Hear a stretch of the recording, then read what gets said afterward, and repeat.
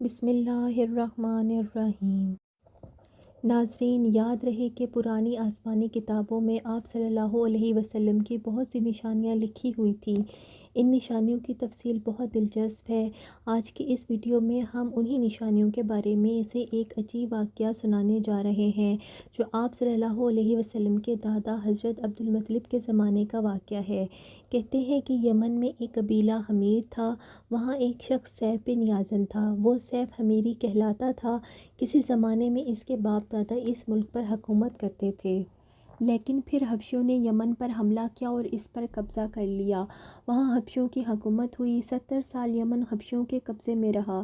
جب یہ سیف بڑا ہوا تو اس کے دل میں اپنے باپ دادا کے وطن کو آزاد کرانے کے لیے جذبہ پیدا ہوا۔ چنانچہ اس نے ایک فوج تیار کی اور اس فوج کے ذریعے حبشیوں پر حملہ کیا اور انہیں یمن سے بھگا دیا۔ اس طرح وہ اپنے باپ دادا کے ملک کو آزاد کرانے میں کامیاب ہو گیا، وہاں کا بادشاہ بن گیا۔ یہ یمن عرب کا علاقہ تھا۔ جب اس پر قبضہ ہوا تو یمن کے لوگوں کو بہت افسوس ہوا۔ 70 سال بعد عربوں نے حبشیوں کو نکال باہر کیا تو عربوں کو بہت خوشی ہوئی۔ ان کی خوشی کی ایک وجہ یہ بھی تھی کہ انہی حبشیوں نے ابراہہ کے ساتھ مل کر مکہ پر حملہ کیا تھا۔ چاروں طرف سے عربوں کے وفد سیف کو مبارک دینے کے لیے آنے لگے۔ قریش کا بھی ایک وفد مبارک دینے کے لیے گیا۔ اس وفد کے سردار حضرت عبدالمطلب تھے۔ یہ وفد جب یمن پہنچا تو سیف اپنے محل میں تھا۔ اس کے سر پر تاج تھا، سامنے تلوار رکھی تھی اور حمیری سردار اس کے دائیں بائیں بیٹھے تھے۔ سیف کو قریش کی وفد کے بارے میں بتایا گیا اور اس کو یہ بھی بتایا گیا کہ یہ لوگ کس رتبے کے ہیں۔ اس نے ان لوگوں کو آنے کی اجازت دے دی۔ یہ وفد دربار میں پہنچا۔ حضرت عبدالمطلب آگے بڑھ کر بات کرنے کے لیے اجازت چاہی۔ سیف نے کہا کہ اگر تم بادشاہوں کے سامنے ادب سے بولنا جانتے ہو تو تمہیں اجازت ہے۔ اب عبدالمطلب نے کہا، اے بادشاہ، ہم کعبہ کے خادم ہیں، اللہ کے گھر کے محافظ ہیں، ہم آپ کو مبارکباد دینے آئے ہیں۔ یمن پر حبشی حکومت ہمارے لیے بھی بوجھ بنی ہوئی تھی۔ آپ کو مبارک ہو، آپ کے اس کارنامے سے آپ کے بزرگوں کو بھی عزت ملے گی اور آنے والی نسلوں کو وقار حاصل ہوگا۔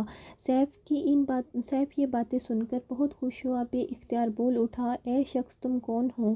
کیا نام ہے تمہارا؟ انہوں نے فرمایا، میرا نام عبدالمطلب بن ہاشم ہے۔ سیف نے ہاشم کا نام سن کر کہا، تب تو تم ہماری بہن کے لڑکے ہو۔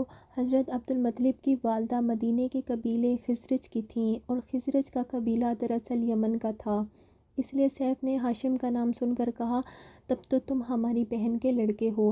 پھر اس نے کہا کہ ہم آپ سب کو خوش آمدید کہتے ہیں اور آپ کے جذبات کی قدر کرتے ہیں۔ اس کے بعد وفد کو سرکاری مہمان خانے میں ٹھہرایا گیا۔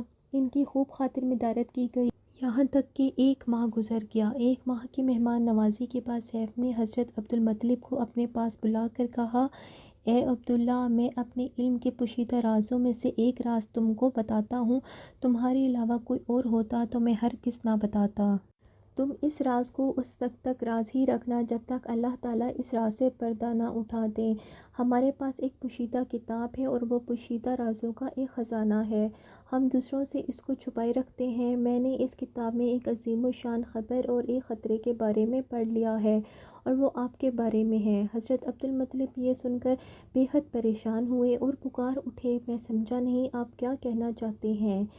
تو بادشاہ نے کہا، سنو اے عبدالمطلب، جب تہامہ کی وادی یعنی مکہ میں ایک ایسا بچہ پیدا ہو جس کے دونوں کندھوں کے درمیان بالوں کا گچھا ہو یعنی مہر نبوت ہو تو اسے امامت اور سرداری حاصل ہوگی۔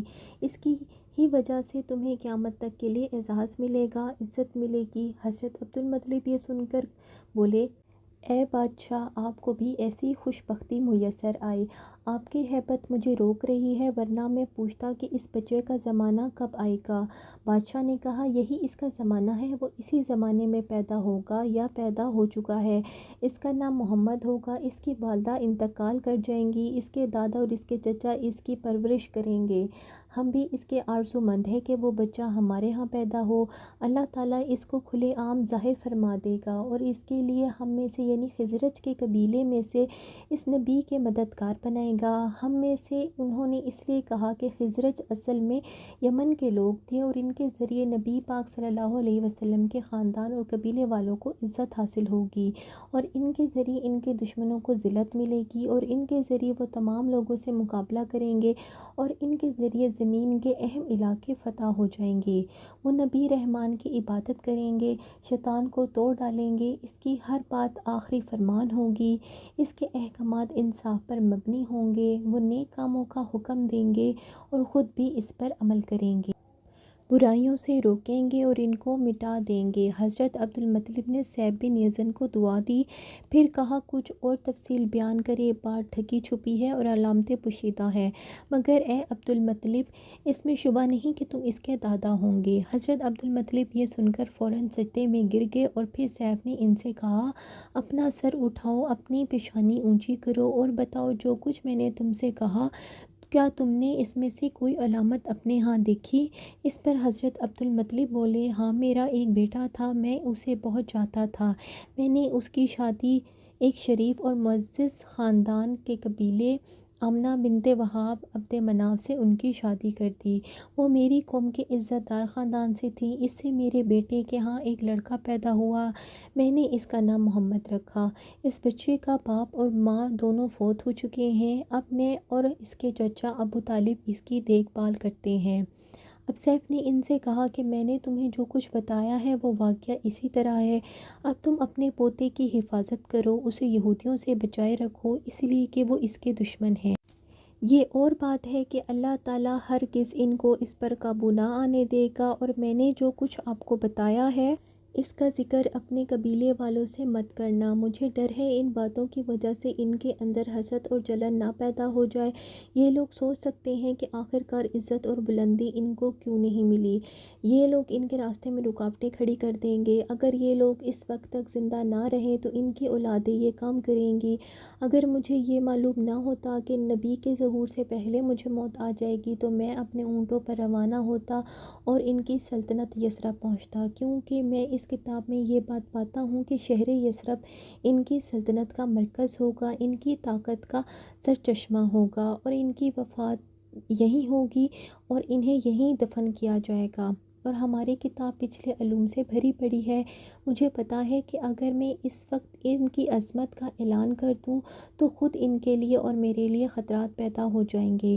یہ ڈر نہ ہوتا تو میں اسی وقت یہ تمام باتیں سب کو بتا دیتا، عربوں کے سامنے ان کی سربلندی اور اونچے رتبے کی داستانیں سب کو بتا دیتا، لیکن میں یہ راز صرف تمہیں بتا رہا ہوں، تمہارے ساتھیوں میں سے کسی کو نہیں بتانا۔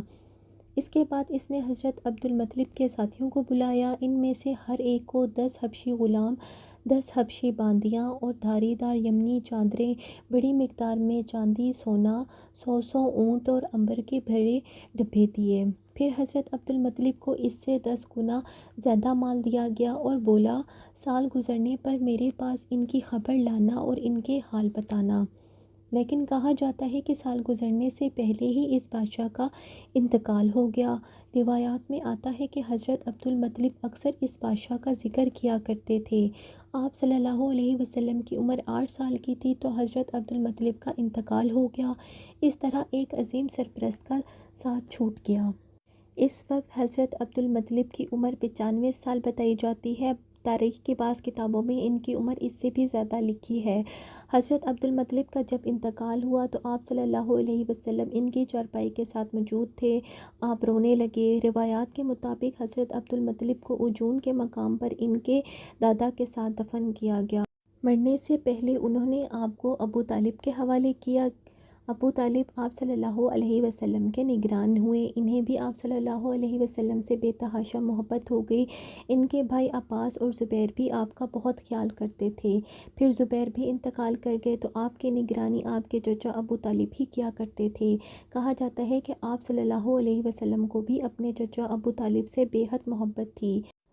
آپ کو حضرت عبد المطلب کے بارے میں بتاتے چلیں کہ حضرت عبد المطلب ابن ہاشم ابن عبد مناف رسول صلی اللہ علیہ وسلم کے دادا، قبیلے قریش کی بڑی شخصیت اور شہر مکہ کے بزرگوں میں سے تھے، روایات کے مطابق حضرت عبد المطلب یثرب میں پیدا ہوئے اور 7 سال کی عمر میں مکہ تشریف لائے، وہاں پر سردار آقا قرار پائے۔ حضرت عبدالمطلب قبیلہ قریش میں سے تھے اور حضرت ہاشم کے بیٹے تھے، جن سے بنی ہاشم منسوب ہیں۔ آپ علیہ السلام کا نسب حضرت ابراہیم علیہ السلام سے ملتا ہے۔